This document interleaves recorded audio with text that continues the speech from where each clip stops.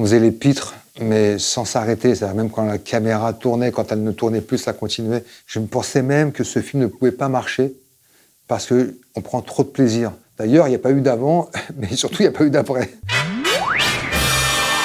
Soldat, il y a le courrier pour moi? Il n'y a pas de courrier pour toi. Soldat, il faut que tu cherches encore. C'est pas normal. Et là, on est 4 soldats qui partons combattre contre l'ennemi allemand. Parmi les 4, il y en a 2 qui sont des stars populaires du cinéma français.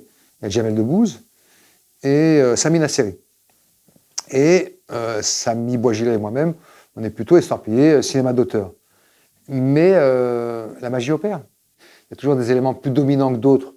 L'humour de Jamel, qui pour moi, je l'ai souvent associé à du génie, parce que là encore, on a affaire à quelqu'un qui s'adapte à la situation et qui trouve toujours le mot, l'attitude, la vanne, qui va faire rire mais toute la galerie. Avec en plus quelque chose de très tendre. C'est très fort. Et puis, il y a l'ours, celui qu'on appelait l'ours, Sami Nasseri, qui arrive comme ça, avec toute sa générosité, prêt à en découdre, mais au sens propre. C'est-à-dire, il disait à Rachid Bouchareb, est-ce que tu veux que je saute de la falaise? Je saute de la falaise. Non, non, non, là, faut que tu la prennes, cette baffe, là, comme ça, là.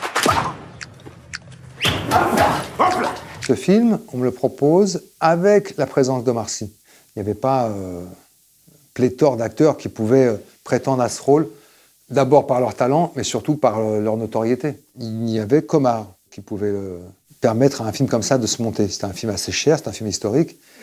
Et ce qui était intéressant, c'est l'attitude qu'il a eue pendant la préparation du film. Il s'est mis complètement au service de James Thierry. Parce que c'est James Thierry qui a proposé, créé et inventé les numéros qu'on voit dans le film. Petit détour par Los Angeles lui a apporté cet aspect physique sur le travail d'un rôle. Et il est venu avec le corps d'un sportif, ce qui allait très bien avec le personnage.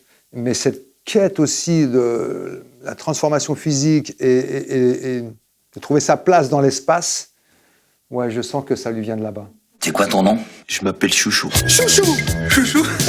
Alors c'est intéressant parce que Chouchou, je crois que je peux pas aller aussi loin dans l'absurde. Avec Gad, on est vraiment des amis de 30 ans, donc on est très proches, donc il y avait cette proximité. Donc c'était intéressant de constater que seul un ami pouvait vous placer à cet endroit-là, avec ce rôle-là. On faisait les pitres, mais sans s'arrêter. C'est-à-dire même quand la caméra tournait, quand elle ne tournait plus, ça continuait. Avec Gad, je me pensais même que ce film ne pouvait pas marcher parce qu'on prend trop de plaisir. Et je ne sais pas pourquoi j'associais plaisir à manque de rigueur. Le rôle de frère Jean, d'ailleurs, il n'y a pas eu d'avant, mais surtout, il n'y a pas eu d'après. On te dit tous la même chose, en fait, mais tu veux pas l'entendre. Que ce soit ton frère, ta sœur, moi, tu fais pas attention à nous. L'idée qu'elle ait écrit le film avec moi est venue, en fait, enrichir son interprétation. Parce que la place que je donne à l'imprévu, alors là, pour le coup, avec elle, il est nourri de longues semaines de réflexion sur l'écriture.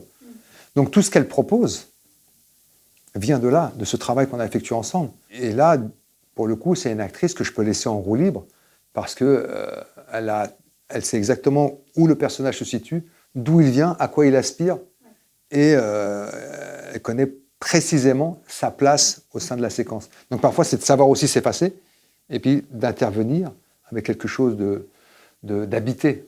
Et ça, c'est une chance incroyable. En fait, on devrait pouvoir écrire tous ces scénarios avec les acteurs pressentis parce que du coup, tout le monde en sort enrichi et ça laisse beaucoup de place à l'accident heureux qui peut se produire lors d'une séquence. On m'a dit, c'est quoi cette fois-ci? C'est le smartphone? Du caviar. 3000 € le kilo? Tu appelles tout de suite et tu dis oui. En plus, vous faites ça en famille. Il y a une idée reçue sur Louis Garrel qui est totalement erronée. Il renvoie une image de quelqu'un de très sérieux, un peu intello, sombre. Il est tout l'inverse dans la vie. D'abord, il est très drôle, très fin. C'est ce qui m'impressionne le plus, c'est les gens qui ont de la répartie. C'est dur d'être drôle à la commande, comme ça, dans une situation. On n'est pas forcément, parfois, dans son élément.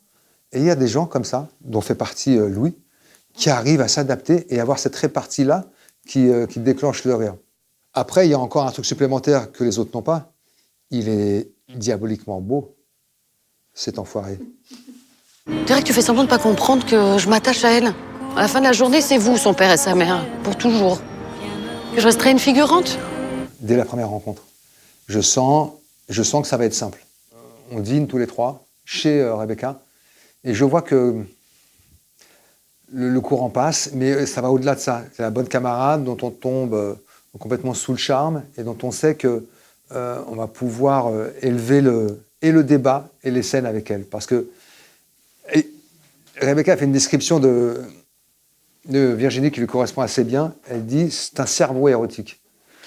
Et je trouve que ça la définit très bien. C'est exactement ça. C'est-à-dire qu'on peut parler de choses très pointues avec Virginie, notamment en termes de cinéma et de réalisateur. Et je sais que ça va fonctionner, quoi. Du coup, je sens bien que là, il y a un échange qui se produit, qui est à la fois professionnel, et je sens aussi qu'on peut devenir de très grands amis. En tout cas, voilà, je le dis à Virginie, j'espère qu'on est potes maintenant. Enfin, c'est ce que tu m'as dit, en tout cas.